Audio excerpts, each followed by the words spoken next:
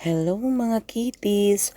For today's video po, nandito po tayo ulit sa beach resort ng auntie ko. Maliit na beach resort. Ngayon po, medyo may kasama po kami sa resort na to kasi may nag-rent din po. Masarap po kasi magpahinga sa beach lalo na pag walang work. Ayan, medyo kalma yung dagat. High tide pa siya. Ayan yung aming cottage. Dalawa po yung cottage namin dyan, yung mga pagkain. Tapos sa kabilang cottage naman saan kami pwedeng mahiga. Ayan ang tatay ko. Naantay niya yung kanyang titimplahing kilawin. At yun yung ang pamangking ko na naglalaro na sa buhangin. Ayan po yung dagat. Makalma po yung dagat. May mga water lily na nandyan. Pero kalmado po yung dagat.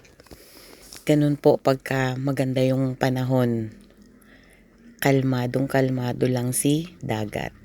At dahil wala pa kaming breakfast, dahil maaga pa po, nandito na po kami. Ayan, luluto po ako ng aming ulam.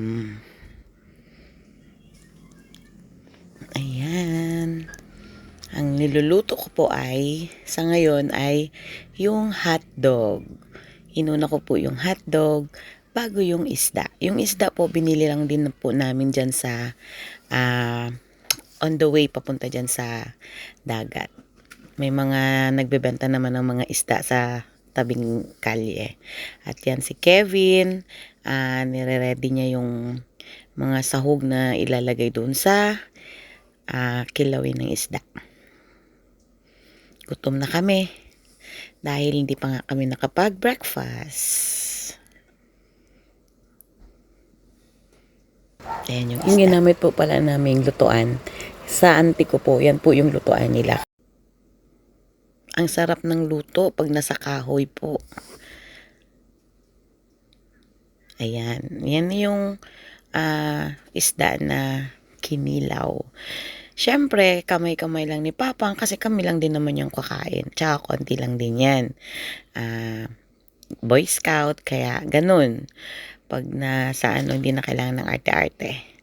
Basta makain. Malinis din naman yung kamay ni Papang. Nagwash din siya. Nagwash ka ba, Pang? Sigurado ka? Nagwash? Hindi kita nakitang nagwash. Ayan na po ang kanyang kinilaw na hinugasan sa suka. Ayan.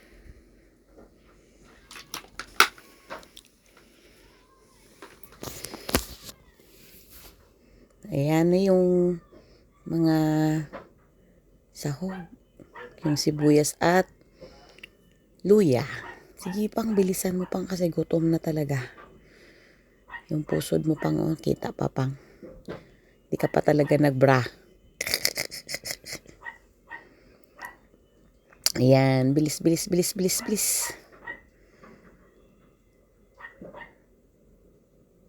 Ano po hinanap mo Pang? Ayan, may kutsilyo pero hindi ginamit yung kutsilyo. May palagay siya ng kalamansi. O, ayan. Yung kalamansi, hindi po kami bumili ng kalamansi. May tanim po na kalamansi yung may-ari niyang resort na yan. Kaya, doon na lang din po kami na nguha ng kalamansi. O, diba? Fresh na fresh. Fresh na fresh din. Boy Scout masyado yung tatay ko. Ayan. Talagang siya na lang talaga yung hindi niya na talaga ginamitan ng kutsilyo. Sige. Kuko talaga ang ginamit mo talaga dyan, Papang. Oh my God. Siya lang din yun.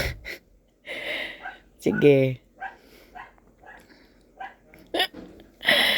Bantay ka lang, Papang. Kuko talaga ginamit mo pang bukas ng kalamansi. Ayan, asin.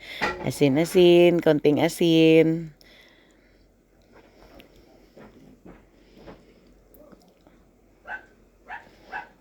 Sige, tapos na yan. Tama na yan, Pang. Pwede na yan. Makain na natin yan, Pang. Isa lang din yan kainin ko dyan, Pang. Kasi kinuko mo talaga yung kalamansi, Pang. Sarap ng kuko mo. 'Di ba? Kulang ng asin. Dinagdagan ng asin. Ayan. Sige. Hay na lang. Ang tagal ba? Ayan, kainan na. Dahil gutom na po talaga kami. Ayan, tingnan mo si Papang. Yung ginawa niyang kinilaw, siya lang din talaga, sinolo-solo niya talaga yon. Ayan, tapos kain. Higa.